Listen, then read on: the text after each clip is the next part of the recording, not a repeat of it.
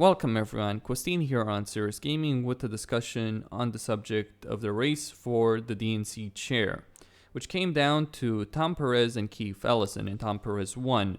And Perez is the first cabinet appointee in US history that was voted on a pure party line vote. That's a thing, I checked it. In reality, he also supported TPP. He's very much an identity politics type guy. And he beat Keith Ellison, one of the chairs of the Progressive Caucus in the House, the first Muslim ever elected to Congress, and a Bernie Sanders supporter from Minnesota.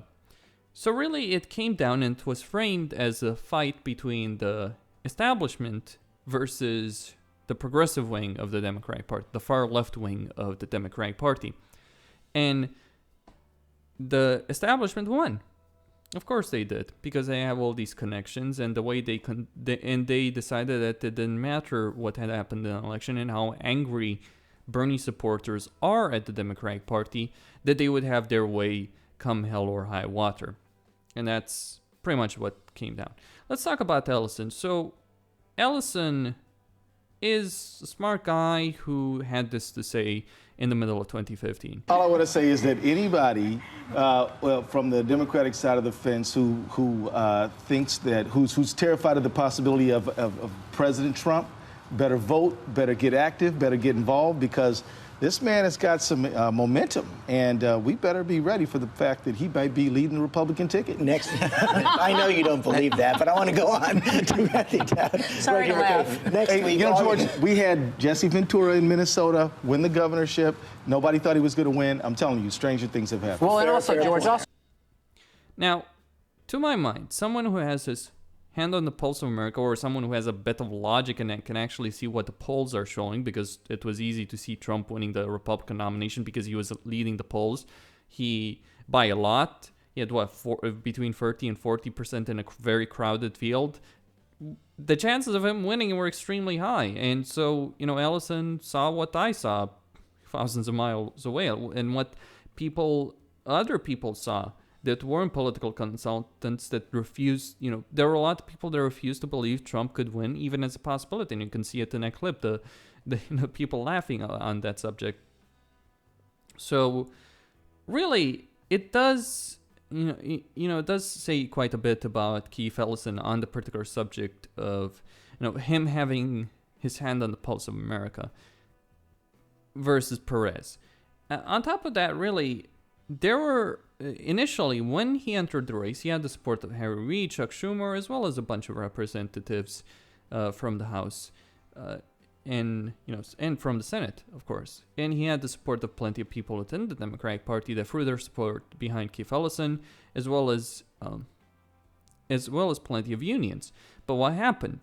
Well, things came to light about his stance on Israel, his stance on Palestine.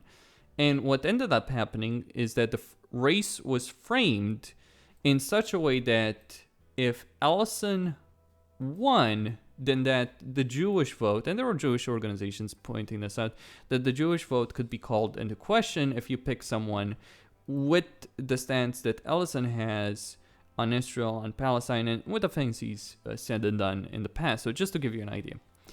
This is the Jewish population in the United States by state: 3% California, 4.1% Nevada, 4.1% Florida, 4.4% Massachusetts, 5.7% New Jersey, and finally, most importantly, 9.1% New York. So the Jewish vote, crucial for the Democratic Party. Anything that calls that into question, and there were people that believed it would be called into question if someone like Ellison won. Because what they were afraid is that they'd use his past statements and the things his ties to the Muslim Brotherhood, which is a terrorist organization in Syria, Bahrain, United Arab Emirates, and all that, and other countries. They would use his ties to the Muslim Brotherhood. They'd use his past statements, the Republicans that is, would use that to take away part of the Jewish vote and really paint Ellison a very unfavorable light. Now, that's a arguably legitimate argument, and the person who's running the DNC should not be someone who receives a great deal of public scrutiny, because the person running the DNC is someone who needs to avoid the spotlight. I consider, for instance, Reince Priebus. What the hell do we know about Reince Priebus's political stances? Nada. What do we know about Howard Dean's? Not much. And Howard Dean was the guy who won the House and the Senate for the Democrats from 2005 when he implemented the 50-state strategy successfully.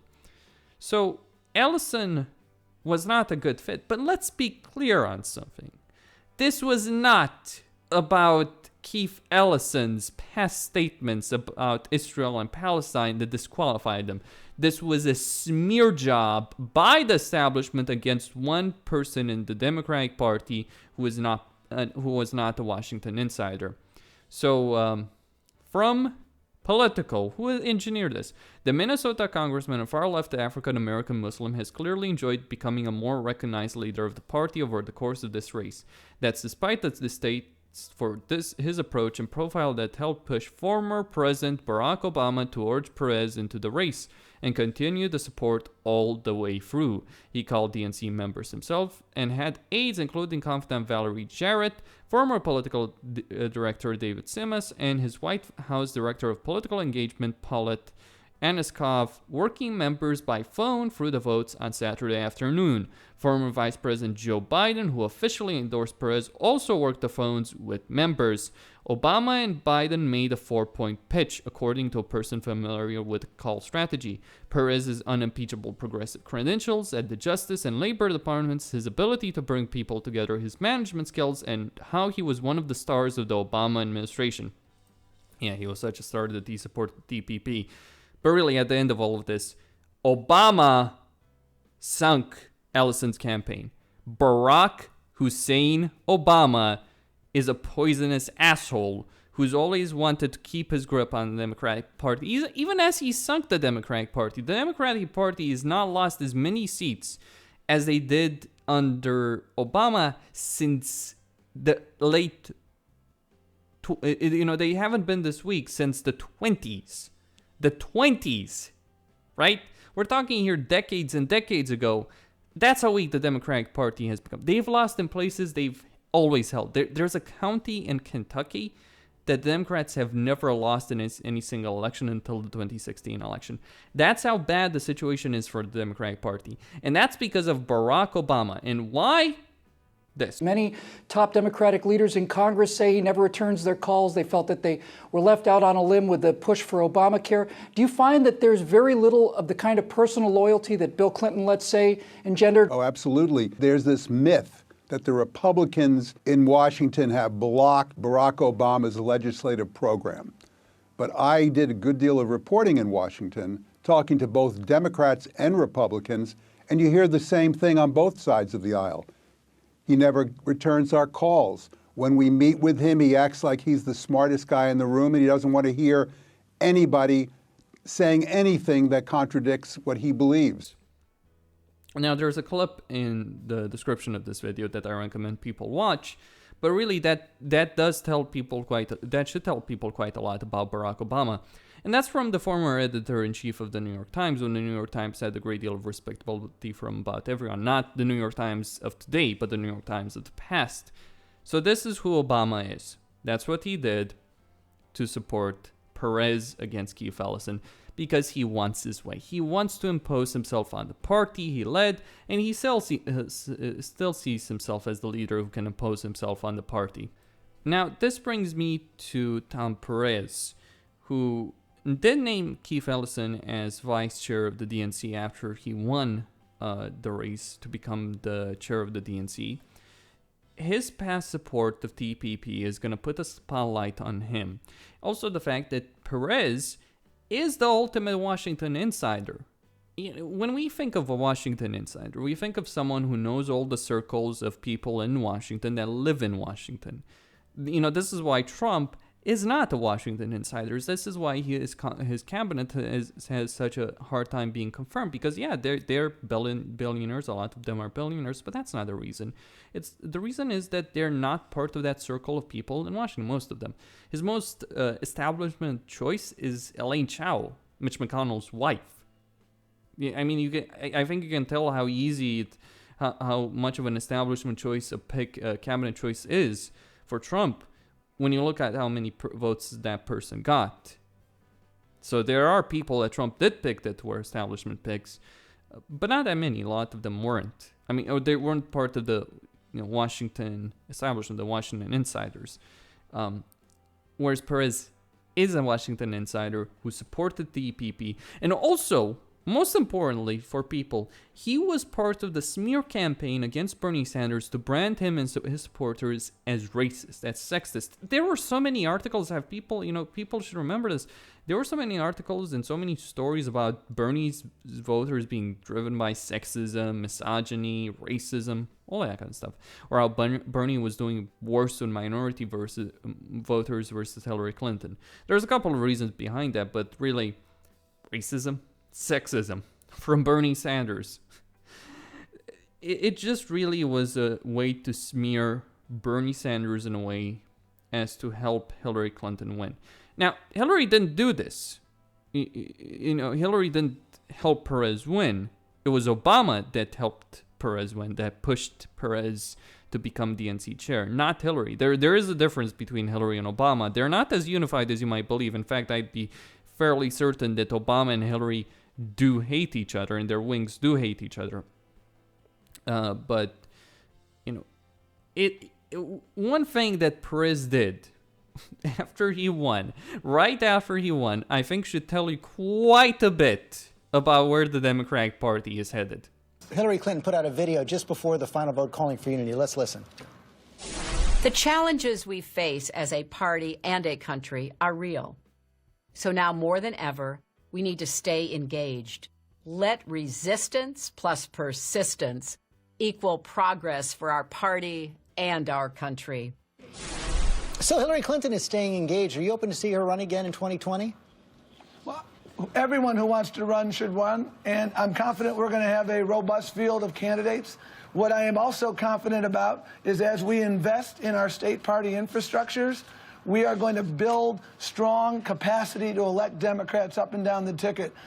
Can you imagine the spectacle, the circus that would ensue if Hillary Clinton was running against Donald Trump again in a couple of years? How do people believe that would go down? This election was one of the most miserable things I've seen in my entire life. No, it's one of the most miserable elections I've ever read about. Like, when you look at the history books, when you looked at you have to go back decades and decades to see an election that was as contentious as this one. You have to go back to the 19th century to find something that comes even close to this one. But, in the age of the internet and the age of social media, it's even worse than it was back then. Because, the information is spread instantly. So the damage this election did in terms of America's image in the world, immense. Because the Democrats ran one of the worst candidates they could against Donald Trump, who was smeared by the media in the worst way imaginable. Though, truth be told, Donald Trump was considerably better than a lot of the people that he ran against. And if you don't believe me, I point out that the people he ran against included people like Jeb Bush, Ted Cruz, Marco Rubio, Carly Fiorina, and many others. So not exactly a good bunch of people. That Trump was one of the best choices in the Republican field does tell you a lot about the Republican Party, I think, and where they've ended up being. But the Democrats had choices. They didn't have to run Hillary, and yet they did run Hillary. And she, initially ran unopposed until people, because of how much they despise her and because of Bernie Sanders' past actions, they coalesced around Bernie Sanders and what he represented as just initially the opposition to Hillary Clinton, and then something far more than just the opposition to Hillary Clinton. And that's what, ended up happening. So if the Democrats run Hillary in 4 years, right? If they run her in 2020, they'll lose badly. And yet there's the rumors going on for months on this issue. They haven't stopped. I bring it up. You might laugh about it. You might find it unbelievable. But there are people, a lot of people, that are still Hillary supporters, or just people who hate Trump, who believe that she would win in 2020. She lose badly in 2020. I laughed my ass off at the idea of Hillary Clinton running again, but apparently it's serious enough. I mean, instead of quelling the rumors, Perez just went out there and said, yeah, if she wants to run, she can run. That's good, really. That's going to end well for the Democratic Party, and they're going to use all of the things that Perez has done in all his past statements and the support he had for TPP against them. And that's not going to end well for the Democrats. The person who should have been elected DNC chair was neither Perez or Ellison. There were other people. You're telling me there's no person with management experience that knows how to run the DNC in the entire country that isn't a controversial choice? I mean, there are people.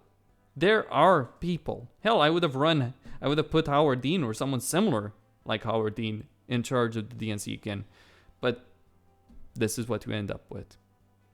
And this should never have gotten as ugly as it did. And really, look, the things that would have been said about Ellison, the controversies regarding Ellison would have come up regardless if he had won, for instance.